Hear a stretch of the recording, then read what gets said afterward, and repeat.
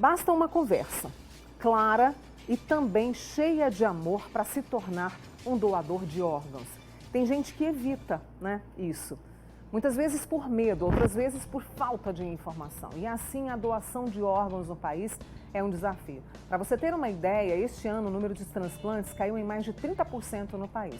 E aí nós convidamos para estar conosco aqui nesse dia tão importante a médica coordenadora da Comissão Intra-Hospitalar do HC da UFA, a doutora Viviane Faria Rezende. Viviane, obrigada por ter vindo, viu? Obrigada, eu que agradeço. Bom dia. Bom dia. Em nome do hospital e da comissão, muito obrigada pelo espaço, Mônica. Portas sempre abertas aqui, viu, Viviane? Obrigada. Eu citei esse dado dos 34% de queda no país. Aqui o registro foi maior. Sim, aqui o registro foi 40%. Nós tivemos a dificuldade, Mônica, em todo o país, com a disseminação do vírus, muita insegurança surgiu no processo de doação. Então, a partir de agora, nós fazemos o teste para a Covid em todos os pacientes doadores. Isso agrega tempo no processo. Antes, a família esperava 24 horas, em média, para a entrega do corpo. Com o teste, isso chega a 48 horas. Então, às vezes, a família acredita que, naquele momento, ela não pode aguardar esse tempo. Houve uma dificuldade logística também da distribuição desses órgãos. Na maior parte das vezes é por meio de transporte aéreo, então houve essa dificuldade. Outra questão que foi muito relevante, foi no país todo, é que os hospitais tiveram que se adequar para receber os pacientes com Covid. Com isso, os leitos foram reduzidos para aqueles pacientes com morte encefálica ou mesmo para aqueles pacientes pós-transplante. Então, são desafios muito importantes. A lista de espera já era gigantesca, a conta já não fechava antes. Atualmente, em média, 41 mil pessoas aguardam por um órgão. E em 2019, para você ter uma noção, o número de doações de órgãos foi próximo de 10 mil. Então, é uma discrepância muito importante. Então, nós temos que conversar a respeito. Há uma dificuldade porque a gente tem que refletir sobre a morte. Exato. Mas é importante que a gente reflita, pensa e externe isso à família, porque é a família que vai tomar a decisão quando nós falecermos. E externar se somos doadores ou não vai permitir que a família tome uma decisão de acordo também com a nossa vontade. Isso é muito importante. E a pessoa que quer ser uma doadora de órgãos, ela precisa deixar isso por escrito, ela só precisa dizer à família, porque a vida é isso, a certeza que a gente tem é a morte. É o que vai acontecer, faz parte da nossa trajetória. Exatamente. Como que a pessoa deve externar isso, expressar esse desejo? Desde 2001, a doação deixou de ser presumida e passou a ser consentida. Então, basta verbalizar aos nossos familiares. Na medida que a gente verbaliza, eles sensibilizam com essa questão e, na maior parte das vezes, respeitam no momento da doação. O familiar de até 2º grau pode autorizar a doação. E aí o que você estava falando, essa dificuldade, vocês tiveram que adaptar também essa questão da captação e do transplante diante da situação que a gente está vivendo. E aí a gente tem o medo, tem a desinformação e também a falta de entendimento da maioria de nós sobre a questão da morte encefálica. Sim, é um diagnóstico complexo que pouca gente fala no nosso dia a dia, mas é um diagnóstico muito seguro porque é muito criterioso. Envolve uma legislação específica, 2 médicos habilitados fazem a avaliação em tempos diferentes, momentos diferentes esse paciente é avaliado, e há também um exame complementar para avaliar a atividade cerebral ou fluxo sanguíneo cerebral. Então, o que é a morte encefálica? É a interrupção completa do funcionamento cerebral.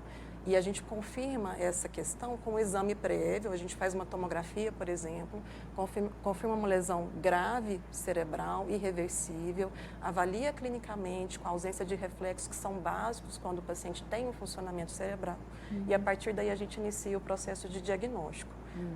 É porque a pessoa, mas o coração está funcionando, ele está respirando, não consegue entender que o cérebro comanda tudo praticamente. Sim, e muito se confunde com coma, O coma há um certo funcionamento cerebral, nem que seja mínimo, há um funcionamento cerebral. Na morte encefálica, não. Morte encefálica é morte. Esse funcionamento cerebral não existe, é uma lesão irreversível e os órgãos se mantêm de forma artificial, por meio do aparelho respirador, por meio de medicamentos, mas um certo prazo, porque os órgãos também vão entrar em falência sem o funcionamento cerebral. Nós não vivemos sem o cérebro. Então, isso é muito tranquilo de ser diagnosticado. E na medida que as famílias ganham segurança durante todo o processo, ou seja, sendo uma assistência da família humanizada, na hora da notícia do óbito, tudo fica um pouco mais tranquilo, há um entendimento melhor. A família às vezes já fez uma elaboração do luto também, então o trabalho da gente abordar, entrevistar a família a respeito da doação fica mais fácil, né, mais adequado, e isso reflete na taxa de consentimento. A humanização da assistência da família reflete na taxa de consentimento. Isso é percebido no mundo todo. É um trabalho, inclusive, que a comissão faz aqui. Vou fazer uma pausa com a doutora Viviane para a gente conferir agora. Ela até conhece essa pessoa que gravou para a gente, né, que é o Ítalo. Ele é do interior de São Paulo e ele gravou um depoimento porque eles perderam, ele perdeu o pai, né, eles perderam esse homem tão importante e a família decidiu doar os órgãos, né, e ele continuou vivendo, vamos dizer assim. Então é um exemplo de na dor o amor. Vamos conferir. Olá, meu nome é Ítalo. Eu sou Josiane. Nosso pai, Márcio, ele faleceu dia 13 de julho desse ano, enquanto ele trabalhava. Ele teve uma queda, onde ele apresentou um traumatismo crânioencefálico e logo depois disso, então, a morte encefálica. Então, esse foi o contato que a gente teve com a doação de órgãos. Nos foi abordado já no hospital a respeito da doação e foi um consentimento da nossa família. Uma forma de manter vivo em outras famílias esse sentimento de amor que a gente tem por ele. Foi uma forma de ressignificar toda a dor que a gente sentiu com a doação de órgãos, foi transformar essa dor. Exatamente. E além disso, a gente perpetua a alegria que ele tem ainda em outras vidas, em forma de realização de sonho de outras famílias. Por isso, então, doe órgãos porque a vida continua. Obrigada a esses irmãos que conversaram conosco, gravaram esse depoimento. E o Ítalo digamos assim, ele encabeça muito essa questão da doação de órgãos no Brasil, né? Inclusive é um profissional da saúde. Sim, ele é fisioterapeuta no Hospital de Clínicas da UTI Pediátrica e isso é muito importante, né? Essa ação das famílias doadoras, elas se tornarem agentes pró-doação. E isso é muito bonito porque elas têm que, de certa forma, revivenciar a sua dor, mas pensando naquela família que tem um ente na lista de espera, que pode vir a sofrer a perda dele.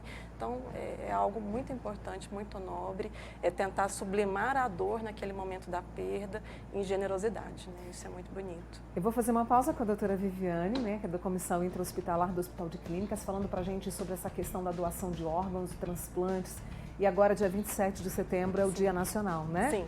De doação de órgãos e o Manhã Total também aí neste caminho da informação. Já volto com você, viu, Viviane? Claro que se você quiser participar conosco, WhatsApp 998971000, liberado para você.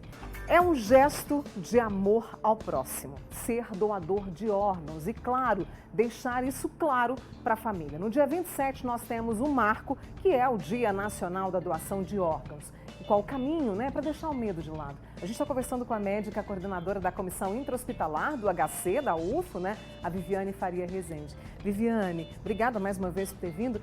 E às vezes as pessoas não entendem, mas nós temos vários tipos de doação, né?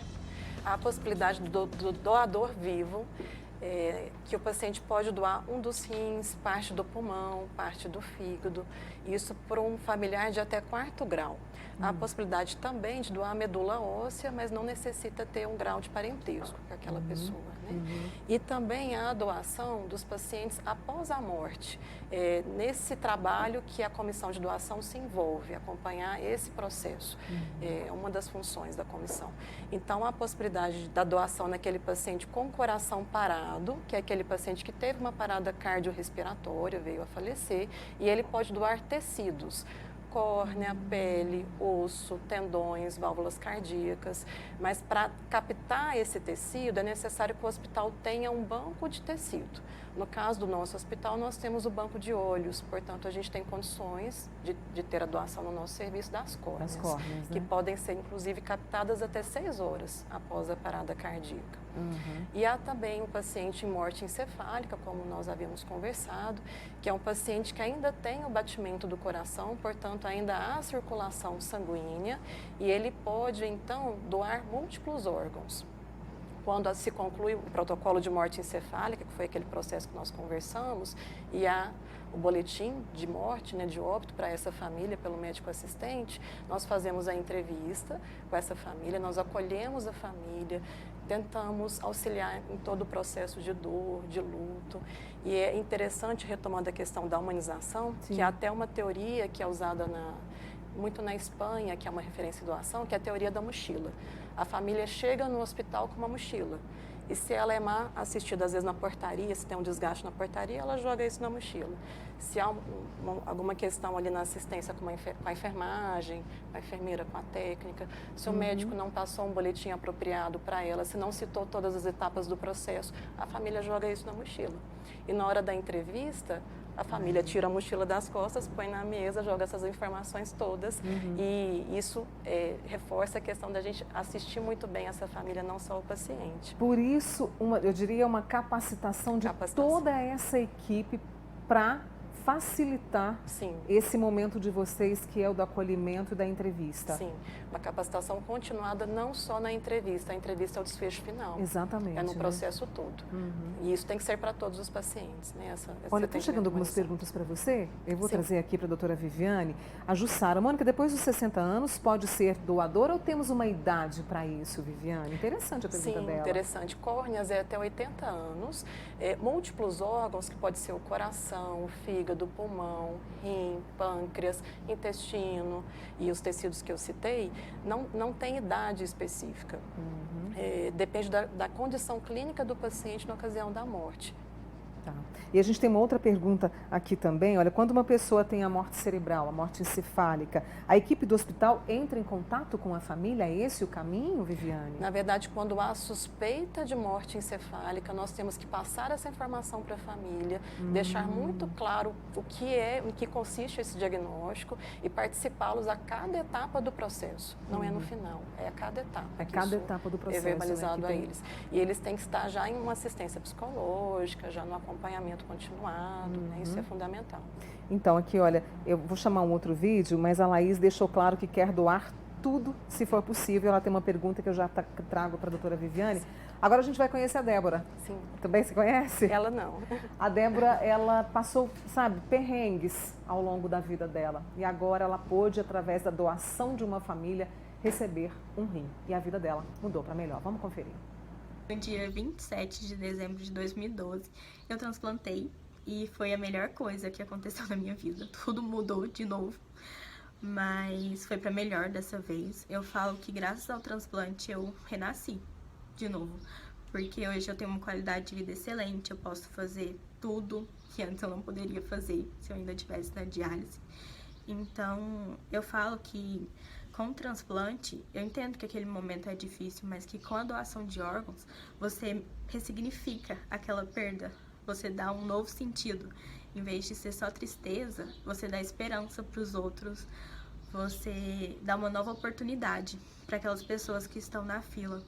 Então, eu acho extremamente importante a gente falar sobre isso. Eu tenho um projeto, chama Projeto Doar, que nós conversamos com isso, nós tentamos acabar com os mitos que tem sobre a doação, com as dúvidas.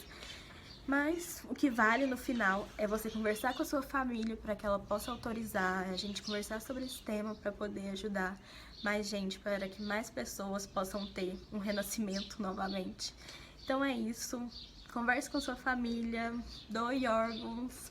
Beijinhos. Tchau. Obrigada, viu, Débora? Obrigada pela sua palavra. Viu como as pessoas se envolvem nisso e essa multiplicação dessa informação pode fazer diferença daqui a alguns anos, não é, Viviane? Com certeza. A partir de 2013, os índices têm melhorado cada vez mais. O índice do nosso hospital é muito bom em relação ao estado e ao país. No país, a taxa de consentimento é em torno de 40%, no estado próximo a 38%. No nosso hospital, chega a ser, de recusa. De recusa no país é 40%, no estado 38% e no nosso hospital é 34%. De recusa. De recusa, ou seja, nós temos uma taxa de consentimento muito além do estado e do país. Isso reflete a nossa assistência. Nosso tempo está terminando. Deixa eu trazer mais uma pergunta aqui de uma telespectadora que fala o seguinte: é verdade que se a família toda autoriza a doação, mas um diz não, essa doação está comprometida? Tem que É a ser uma Laís. pessoa responsável por aquele familiar que faleceu, um familiar de até 2º grau, e ele tem que se responsabilizar pelaquela assinatura. A gente pede sempre que a família converse, que entre no consentimento, que não haja atritos nesse momento. Não deve haver atritos nesse momento, né? Já é um momento de muita dor. Eu fico pensando assim, se fosse parte da educação, lá, né, desde o primórdio, começo, né? seria diferente a Sim. situação, não é, Viviane? Mas a gente pode tentar mudar Claro. isso, né? Eu peço até, eu faço um pedido para a população Por favor. que continue conversando com seus familiares, com seus amigos, que poste isso em rede social, né? Que divulgue, que seja um promotor dessa causa.